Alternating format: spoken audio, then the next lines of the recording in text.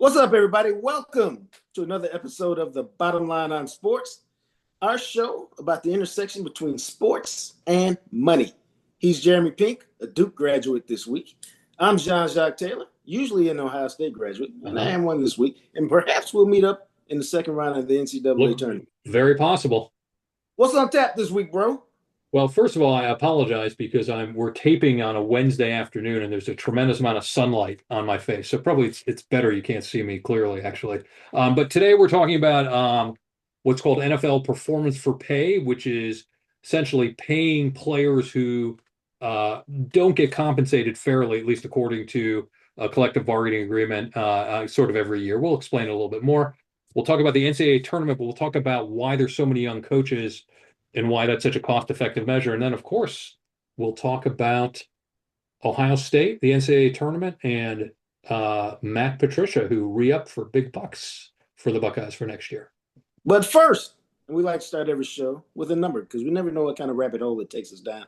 This week's number is 300,000, and that would be the average minimum salary for WNBA players after they reached agreed to terms on a new collective bargaining agreement. Just so you know, last year's minimum salary, if you played in the WNBA, $66,000.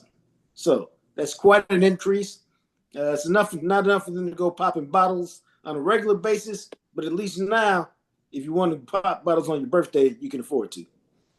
Yeah, you can. We were looking at NBA salaries by comparison, and sort of the minimum NBA salary is 1.2 million, and the median NBA salary is 5 million. So the median NBA salary is 5 million. Each team's salary cap in the WNBA is 7 million. Hey man, small steps. There's a chance. I was starting to hear a little grumbling lately that there was a chance the league was going to go away because they couldn't reach an agreement. I never thought it was going to get to that point. There's always a point in a negotiation where you go, okay, we've both given you our silly offers. Now the deadline's approaching, the real deadline, because everybody's got fake deadlines, but the real deadline's approaching. Let's go ahead and hammer it out and get a deal done, because it really doesn't benefit anybody, either side, for this thing to go away. So let's figure out how to make it happen and getting something done. And so they did. 300,000. It's more. It's more than a lot of people make. And if you're a professional, I mean, geez, man, it's okay to make a couple dollars. It's not going to break the NBA teams who are funding it. And if they can continue to put up numbers, that'll increase over time. Yeah, I also think there's such a tremendous amount of animosity between the players and particularly the commissioner of the WNBA these days. And I don't know if this is going to reconcile that, but also there's a lot of other ways in leagues that women can make money playing basketball that don't happen to be the WNBA. So I think that all of those things that you mentioned kind of had to come together, and they had to get paid at least something. And as their television contracts increase, which is essentially what's going to drive the salary cap down the road, that should increase quite a bit, because that's going to become a more and more valuable property, particularly with Caitlin Clark in the league, with Angel Reese in the league, with AZ Fudd, who's coming up, with Paige Beckers. They're going to have a number of stars in the league that's actually going to drive television viewership. And I think that will be really what ultimately drives salaries and makes that a much, players get paid much more in the future. Well, the reason I like the college women's game is they had more recognizable star players, in part because their stars have been hanging around for 4 years. For sure. So you get to know them. And they've got personalities, they've got storylines. And so when they get to the WNBA, you already know them. You're all like, oh, she plays for so-and-so. Let me see what's going on with them. Whereas to me in the NBA, it's like, this is supposed to be the greatest NBA class of rookies in forever. There's supposed to be 6 who are dynamite. Can you name the 6? Right, I can't. Or how many can you name? Yeah, I know that there's the Peterson guy, DeBonsta, whatever his name is on BYU, Peterson on Kansas. Just heard out of what is it? Darian Acuff, I think, out of Arkansas. Yeah, I just heard about him last week. He's one of the six. But yeah, that's it. That's the issue. If and to me, that's the thing. College basketball's got to fix. They got to figure out how to get people watching their game again. Like I don't watch college basketball until the tournament shows up. Remember, I didn't even know Bruce Thornton was the all-time leading scorer at Ohio State. right. It is. It is. He's It been is. there 4 years, and I Yeah, didn't even know him until last week. yeah. And so when we grew up in sort of the heyday of the Big East when the Big East was an incredible Yeah, conference, and and there were like everybody knew everything about college basketball. Not anymore.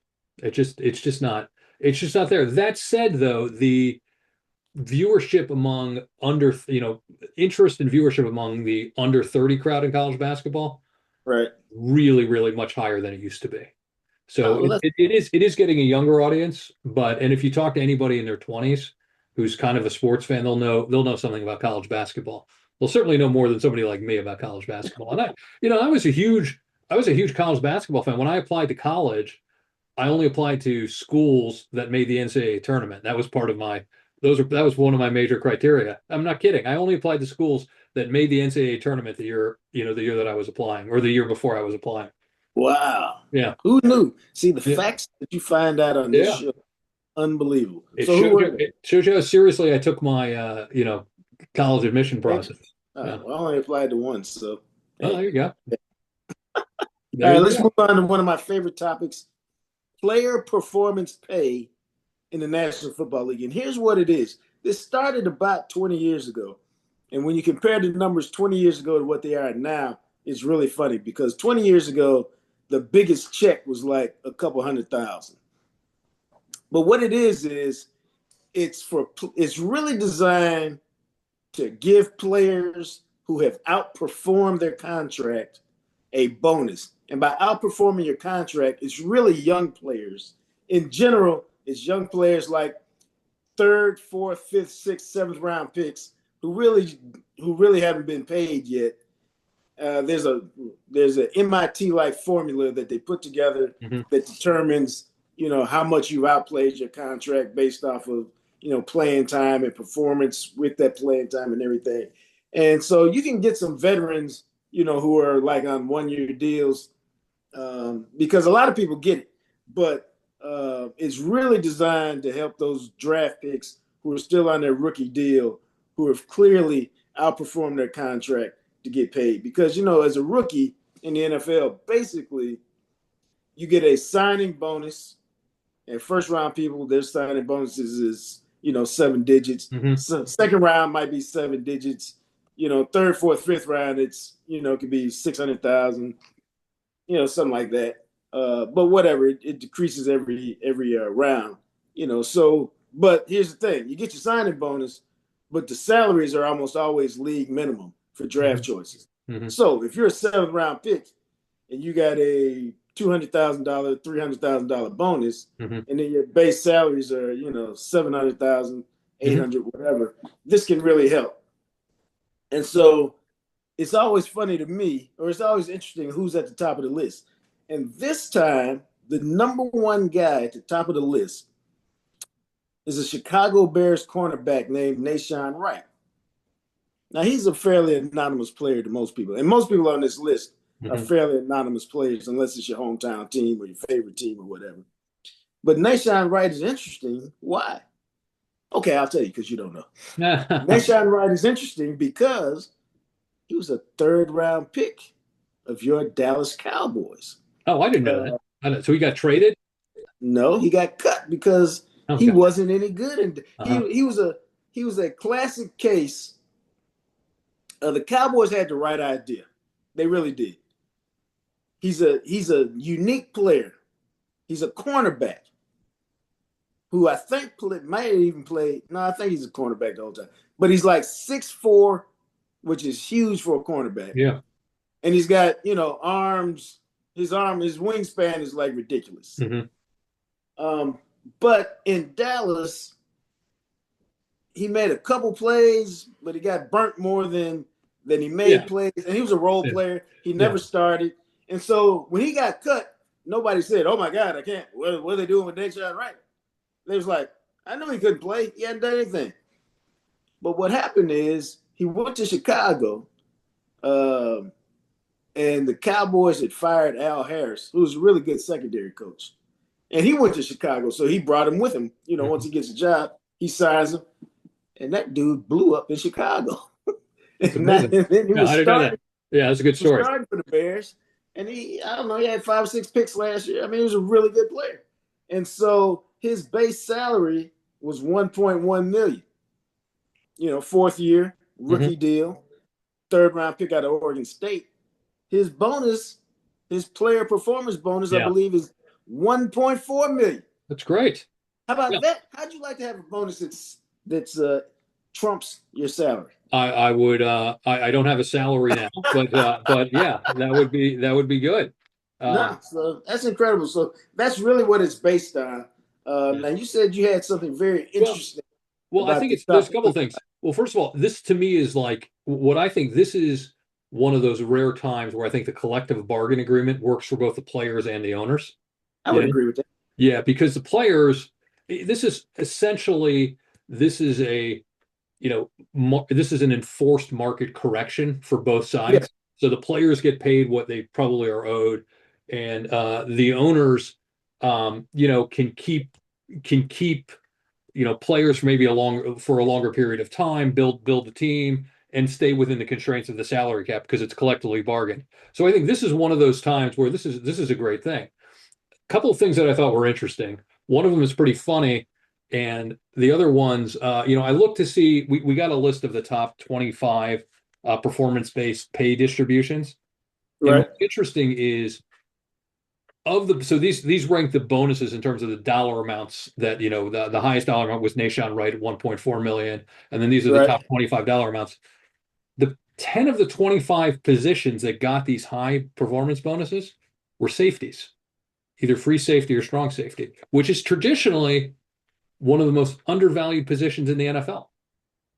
It is, and one of the reasons they got those bonuses is because it's an undervalued position. Those guys are drafted later at the end of every Exactly. draft. Because if you ever have the choice between taking a corner or taking the safety, you're always going to take the corner because you say if the corner doesn't work out, there's a chance we can move him to safety. You're never ever moving a safety to corner. Hmm.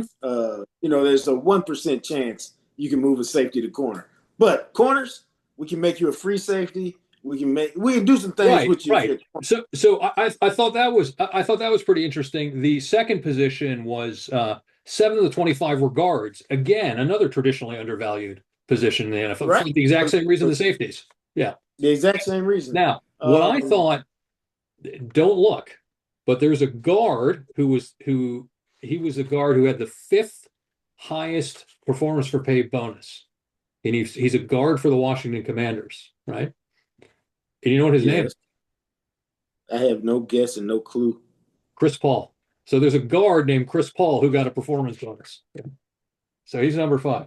And we thought he retired, but who knew? He's now a guard for the Commanders, I guess. How Yeah. about that? Yeah. I didn't, Chris I didn't see Paul. that one coming. I got Yeah. blindsided by that one. That's Yeah, a good yeah. one. Chris Paul. I looked that up and I said, oh, okay. Who was a but to your point, he was a 7th round pick from Tulsa as a guard, and those are the types of players who, are the ones who are getting these performance for pay bonuses. And and you look at it, it makes a lot of sense because you've got 10 of the 25 top bonuses are safeties, 7 are guards, 4 are linebackers. Again, linebacker position has also been devalued in the last 10 to 15 Yeah. years as well. Nah, And, and yeah. that's because the game. It's really funny how the game has evolved. When I was, let me see, I'm trying to figure out how much to date myself. But there was a long period of time where if you said teams would build their teams based off of 3 positions, I mean 6 positions: Uh-huh. running back, quarter. These are not in order, but it was running back, quarterback, wide receiver, left tackle, cornerback, pass rusher. You're trying, those are the 6 positions Uh-huh. that you need studs at. And so Uh-huh. I always used to say, go back and look at the 95 Cowboys in their heyday at those 6 positions. Hmm. Troy Aikman, Emmitt Smith, Michael Irvin, Mark Tuinei was the left tackle who was a perennial Pro Bowl player. Charles Haley, a Hmm. Hall of Famer, was the pass rusher. Hmm. Deion Sanders was cornerback for a couple years, and then the other two Super Bowls, the cornerback was Kevin Smith. And most of y'all hadn't heard of Kevin Smith because Kevin Smith he had a good day, bad day situation that affected his career. On the same, because I'll never forget it was the first game of the 1995 season. Before the game, like it may have been Saturday, or it could have been. They were playing on Monday night. Sometime over the weekend, he signed a massive contract extension for that time period, and then he tore his Achilles in the first game of the year against the Giants, and he came back, but he was never ever the same player. Was his contract guaranteed at all, or only for that 1 year? No, he ended up playing. No, it was a long-term deal. Okay, good. So he ended up playing another 5 years. But if he had never gotten hurt with his Achilles like 30 years ago, you'd be talking about Kevin Smith like. Oh, I see. Probably. I don't know if he'd have been a Hall of Famer, but you'd have been like, he's in the conversation for should he be a Hall of Famer? Because as a rookie in 1992. He's out there talking trash to Jerry Rice before the NFC Championship game. Right. One of those first plays in the game, he picks him up and, as a play away from the ball, picks him up and throws him out of bounds and just jumps in his face. Basically, it's the ultimate disrespect for the best receiver in the league because that's the way he played. And so you can just imagine as you mature as a player what he'd have been like. But anyway. But now the positions really are quarterback, left tackle, edge rusher. Those are probably the three. Those are the top three. And I would say your running backs has been replaced, whether it's by a slot receiver or whether it's by a tight end. Yeah, I would say wide receivers probably four, Yeah. Yeah. Then you pass rusher in your corner. But it's the running back is the one that's kind of disappeared. The other one, but the point of this is the game is played so much on the perimeter because you're trying to get out there to score touchdowns, and that's where you're putting up defensive people to stop those people who score touchdowns. And so the middle of the field with the guards, the centers, the linebackers, the safeties, that's why those are the lesser paid positions because it's the people on the outside that score touchdowns, not people on the inside. Yeah. See, we try to give you a little. We try to drop a little. Well, and that's also a reflection of the changing in the rules in the NFL to try to encourage that kind of play, And so the changing of the rules has morphed the game into that, and has morphed the valuable positions into something that's a bit different than it was a year ago. However, many years ago, it's still you need a quarterback, a left tackle, and an edge or a pass rusher. Those are always the three. Right. And now wide receiver has been. It's almost wide receivers almost replaced what running back used to be in terms of value. Maybe and that's why cornerbacks is in such high demand because you got to have somebody who can cover those wide receivers. That's why you're such a big Daniel Jones fan. Yeah, right. Yeah, I know. Keep in mind, Daniel Jones next year will make more than six teams combined in the WNBA, just so you know that. Stop it. I was going to say he won't be getting any performance play because it'd be impossible for him to outperform his contract no matter what he does. He's going to have to give money back, I think is what's going to happen, right? Now, the funny thing about performance pay is like the Cowboys have a 7th round left tackle, Nate Thomas, and I think his performance pay was like $10,000. And while to a normal everyday person, if you showed them and said, hey, here's a $10,000 check, they'd be jumping up and down going, yeah, baby. To an NFL guy's like, oh, I got this $10,000 check. Okay. Maybe I'll take the wife out this weekend and we'll go hang out somewhere. So bottom line, payer performance pay is one of the best things that the NFL has ever done. And it's good to see guys who haven't yet made the big money get some paper. Yeah, great. Bottom line for me, one of the few times something in a collective bargaining agreement works for both sides, the players and for the owners. Nah, you didn't think we'd let you get away this week without talking a little college basketball. Now, before we start, who is your favorite college basketball team of the last 30 or 40 years? Because we're dating ourselves. Oh, for me, it's got to be. So I was at Duke Uh, I was at Duke the 2 years that they won the national title in the '90s, and so it was certainly the team in 91, 92 with Grant Hill, Bobby Hurley, Thomas Davis, Brian Davis, and of course your favorite college player of all time, Christian Laettner. And but it was phenomenal. That's by far and away my favorite team. How about you? Dude, it pains me to say it. I was proud. My favorite teams, if I'm being honest, it was a tie between the George Thompson Georgetown teams with Allen Iverson and Reggie Williams Yeah, and sure. those guys. I hate to admit this, or the Fab Five, man. Oh, I got to tell you, the Fab Five is if the Fab Five played Duke in one of the national championship games, that's my second favorite team. Those are my two favorite Okay, teams in that all era right. by Yeah, far. Yeah. I usually have sports hate for Michigan, but the Fab Five was so cool. And I covered Jimmy King when he was in Dallas playing high school. And I remember, you know me, so I'm out there covering him. He went to Plano East High School, which is a suburb about 20 miles north of Dallas. Hmm. And so I'm talking to him. I said, "So hey man, where you going to college?" He goes, "Tell you the truth, man, I'm probably going to Michigan." I go, "Why in the world would you do that?" And we had this long conversation. And dude, it went on to the point where he had been, because he never played in the NBA. I mean, he had a cup of coffee a couple times, Right, but right. I'd see him around town, every 6 or 7 years. And I'd be like, I still can't believe you went to Michigan, man. What's up with that? Do you feel like that was the best choice for you? I think you would have had a much better career at Ohio State.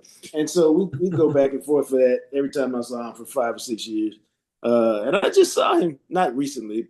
For us, it's been I don't know, probably 5 or 6 years since I saw him. But we always have a good Michigan Ohio State conversation when I see him. Well, but I think for people who are listening or watching, I mean, the Fab Five was kind of revolutionary in terms of it's actually a fulcrum point uh, in college basketball. It's before Yeah, Fab Five and after Fab Five. It was a huge cultural no, significance. It was baggy amazing. First of all, shorts, bald heads. first of all, there are five freshmen playing or four freshmen playing. I forget exactly how Right? many. No, They're they're young fine. guys playing. Their shorts were long. They weren't short.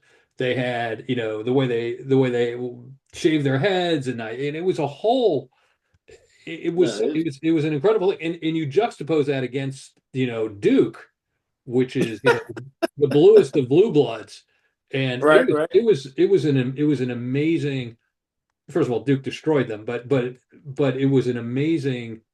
uh it was an amazingly cultural significant final in college basketball. Yeah, I no, it can't was. imagine that happening today, that a college basketball final would have even remotely that kind of cultural impact that it had No, in the '90s. No chance. and that got us to talking about this. There are 8 coaches under 40 coaching teams in the NCAA tournament, which kicks off on. I mean, I guess if we call it the playing games, it's already kicked off, but I have a hard time counting those. The real bracket starts on Thursday, and so it makes sense to me that college basketball. It's time for college basketball coaches to get younger because these older dudes, man, they can't handle these new players, and they can't handle them. Not just they say, hey, kids want to be coached this way and that way. They can't handle them just from a strictly. It reminds me of when my parents would talk about they were growing up and their coach would be like, "Quit listening to that rock and roll junk and Mhm. cut your hair, kid." We've moved to that point where they're like, get off your phone and social media, and and but that's how they grow up. That's what they Well, do. yeah, but I think the reason they're moving to young coaches is because they don't cost as much. Okay, so I think you're right. I think that's right. I think there's a generational issue. They're also a lot cheaper. College basketball programs, they generate some money, but not big money. They have to really be concerned about their costs. All It's right. cheaper to pay a young coach. Yeah, You it know, is. No, I don't think. that's a Yeah. sometimes it can be as simple as we just don't want to pay that much. And I think you're seeing if you can get a bargain because ultimately you got to pay him to keep him. Hmm. But I can see how Why would I pay a marginal guy $8 million a year if I can pay a young guy $2 million a year or Yeah, 1.5? and I could take that 5 or 6 million and get better players. If I know the Well, see, accounting does. that's the other element. Yeah, the accounting doesn't work that way necessarily, but if I'm a university, I'm buying the players. I'm not buying the coach. You had to buy the coach before. Now you don't have to buy the coach nearly as much. You got to buy the Yeah. players. Okay, but check this out. I don't disagree with that. But you can't have $1 million coach. Well, you can have it in the NBA. I don't know if you can have it in college. You can't have $1 million coach and three players making four, making 2.5 million, and the coach tries to tell them something, and they go, let's compare checks, partner. Yeah, well, but listen, I think that's why the NBA coach has never been at the same level as a college coach Right. because of the power dynamic. And let's face it, the power dynamic in college basketball has changed. It's a much more player driven game now than it ever was. And players can assess their worth and players can move freely and make money wherever they want to go. So, the older coaches are not used to a system like that where they were Yeah. essentially, they were the most in certain campuses, they were the most important person on the entire campus. That's not happening anymore. No, it's interesting to me because when you I think it's all about you're looking for the perfect mix because you need somebody who can relate to today's athlete because today's athlete is not anything like the athlete from 20 years ago or 25 years ago. Hmm. Today's athlete wants to do a TikTok in the locker room, Hmm. wants to paint his fingernails blue or orange or purple or whatever. Wants to go live on Instagram after the game. And it's to me, it's all part of their culture. And so you have to understand. You have to, if you try to relate to kids, because the way they play for you is they relate to you or they respect you enough to do what you ask them to do. Right. You got to figure out some way to meet them where they are so at least you can understand what they're all about. Because if you don't understand what they're all about, just as people, you can never reach them as a coach. And you just can't say, oh, get off your phone. You have to understand, like, they're not getting off their phone Right. because that's literally everything that's important in their life is in this Is little, on the phone. Yeah.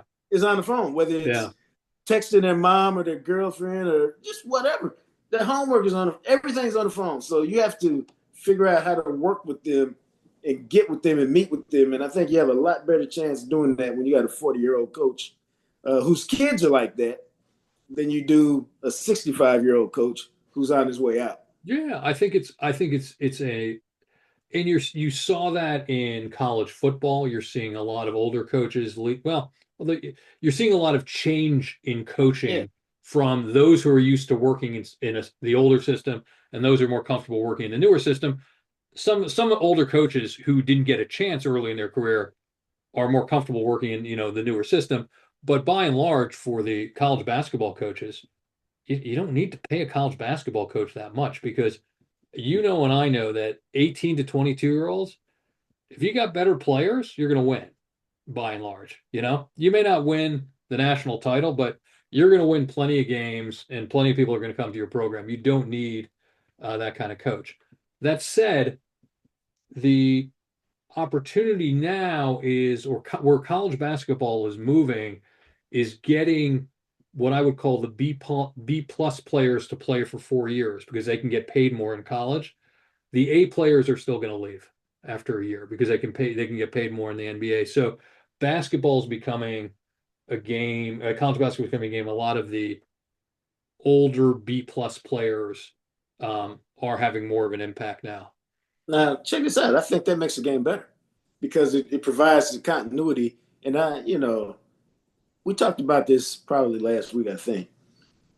In college sports, you end up rooting for the name on the front of the jersey. Yeah. It's tribal. All right. So, yes, you can root for your team if you see Bill Smith evolve as a player from freshman to sophomore to junior. But Look, Bruce Thornton. more importantly, your players will be better. Your team will be better Right. if it has that kind of Right. continuity. And so yeah, if you're not gonna be a first round pick in the NBA, you might as well stay and make $1 million or seven hundred fifty thousand For dollars, sure. whatever 500,000, whatever it is in Yeah. college, because you ain't making that Yeah. in the NBA. Plus, you enhance your game and make your game better. And the thing about basketball is, and I just saw this last week, is we can forget it sometimes if you're not really in it. It's an international game, so the fact that you can't play in the NBA doesn't mean anything. You can go make money playing in Europe, dude. That's true. You know this guy is a I don't know. Okay, let me look it up on my phone Hmm. where he's playing. But this guy is like they showed me some. I saw some highlights of this guy on TikTok yesterday. I mean last week, and it was like he was Shaq. Who's that? I'm trying to figure out where he's playing. I know his name. It's JaVale McGee. Oh, I love JaVale McGee. Oh But yeah. he was dealing. Maybe he's. Let me see if I can find it real quick. But But what's interesting about it, as I think about it more, if you have players who are going to stay for 4 years, which you do now, and I think actually that's where they're going to make the most money. They're going to be they're going to be amenable to coaching more because they know that that's where they're going to make their most money. They've only got a finite number of years. So you're not going to need, this disciplinarian coach, this iconic coach. right, A young coach who can just kind of coach them will be okay. So I think this is, the more I think about it, to your point, the young guys who need somebody to relate to, who are the star players, the young coach works better. And the guys who are going to be there 3 or 4 years, they're going to be eminently coachable because they know that is their big chance of making money in their life, and they're going to listen to anybody. So, I'm sorry. JaVale is playing for the Beijing Ducks, but he was out there looking yeah, like Shaq, man. I mean, he was driving the ball. I mean, and again, you forget just because you can't play in the NBA doesn't mean you can't go to some other league in the oh, world sure. and be like Stephon Marbury. Hmm. He left the NBA. I mean, he must have played 12, 15 years Yeah. in China, I believe. Yeah. In And China. it's like, he's like a superstar in China. He is. So all of that to me is why, if you're not going to be an NBA star, then just stay in college, handle your business, and make the money there, and either stack it or hone your game so that when you're ready to leave and go play overseas or internationally, you can do that. Yeah. I think that's right. And so anyway, the bottom line for me is that these young coaches who aren't making as much money, that's going to be here for a while. The coaches who stay for 40 years and develop this huge, you become these huge icons and become pillars of the institution or reflections of the institution. That's not going to happen as much anymore. And the bottom line for me is, I think it's great that we got young coaches in there because they can understand what makes these young guys tick. And Hmm. to me, that's the best thing for the game, the coaches, and the players. All right. And that's that time we've all been waiting for. It's Ohio time just to State time. discuss Ohio State sports. Matt Patricia paid $3.5 million a year, 3-year deal. Um, I wasn't excited when he showed up. I thought he did a terrific job last year, although the defense bailed out and didn't take advantage, didn't do its thing in the two most important drives of the year. Well, I was going to say Uh, he did. They did really well, except for the times that it really counted. You know. yeah, I but mean, that I don't being want to be that said, Ohio State fan, but that's the reality. Yeah. right, I didn't want to be what again. I like to deal in reality, not what I want reality to be. Yeah. That being said, I'm interested to see what he does this year because, and it's not that he won't. You don't have Caleb Downs running things for you. Your Hmm. coach on the field. So, can you find another guy to be your coach on the field, or you know, having been in the system now for a year, you've got kids who can now come in and pick it up because they've been in it for a year. Yeah. Because now the standard is so high, bro, that you're like, hey, y'all gave up 14 points. What's wrong with y'all? Which is insane. Right. Right. And also, the other teams have a year of film to study Matt Patricia, which they didn't have Right. when they started a year ago. And Ohio State's schedule is a lot tougher. They're facing a lot better quarterbacks or quarterbacks who, your boy Arch Manning is. a I, year older. yeah, Yeah. I'm still not sold on Arch Manning, Yeah. But but I again, don't have to be he's going to sold be on him. better than he was last year. Yes, that would be true, and he was Yeah. trash last year Yeah. in that game. And that, In that game, yeah, but I think Ohio State's going to have a much more difficult year this year. I don't think the defense is going to be nearly as good because you don't have you don't have the physical quality of the players. You don't also have. I think you had like some of the smartest players playing at Ohio State that we've seen in yeah, years too. And so can you replace them? Maybe, because at the beginning of last year, nobody knew that this would be they could right. replace the defense from the year before. Uh, I have I have extremely I've lowered my expectations for how the defenses are going to perform next year because the quality of their opponents are better, and I think it's just very unlikely that they can replace 2 years in a row a defense that has been so good. But they should be. But hopefully, they can be a better offensive team next year. Because I didn't think when it's all said and done, you look back at it. I didn't think they were a dynamic offense last year. They had dynamic offensive players, Yeah. but they were not a dynamic offense. Now you could say they were like that because they were playing to the defensive strength, and so they didn't have to be. Hey, don't screw the game up. At some point, we'll score enough, and our defense will do the Mhm. thing. And so you have that. But with everything that they've got it. Here's the deal, and this is as basic as football gets. Ohio State, as much as I love my Buckeyes, they're always at their best. Always at their best when they got a badass running back and a badass running game. Because for under the Ryan Day era, they always got these wideouts. All right. So when they compare a running back with it, a dynamic back, not just a good back, but somebody who can take it to the house when you make a mistake, then they become really dynamic on offense because Mm, you have to respect the mm, passing game. mm. And this is no knock on Bo Jackson because Bo Jackson had a really good freshman season. Nobody was scared that Bo Jackson was going to take it 75 yards That's on true. you. He That's might true. go 35, but okay, now you got your 35. Let's reset and play the series again. When you got those guys that can go 75 and 80 and 60 on you, it just changes the whole dynamics because if you have a misfit and they break it, well, holler at you, they're about to kick off. Well, I think there's that. I think there was they had a number of problems last year on offense. That they did not have a home run hitter at running back. I think that's correct. The other thing too is that they didn't really have anybody who could pick up any short yardage. So Yeah. you didn't have a quarterback who could run. You kind of had that transfer from West Virginia who kind of played that role for the first couple of games and didn't really play much for the rest of the year. Uh, you didn't have Judkins who could just you needed a yard, you just hand it to Judkins the year before, or Will Howard, did a quarterback sneak. Now you don't have that, and No. so Ohio State had sort of 4 to 5 plays or 4 to 5 drives this year that could have dramatically changed their season. They were at the Indiana one twice, I think. They should have beaten Indiana easily. Wasn't it?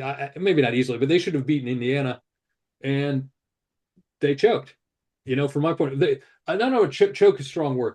They were not comfortable making any short yardage plays. They just Well, yeah. couldn't do it. Yeah, and that caused them to miss one fourth down and then kick a field goal in which they missed.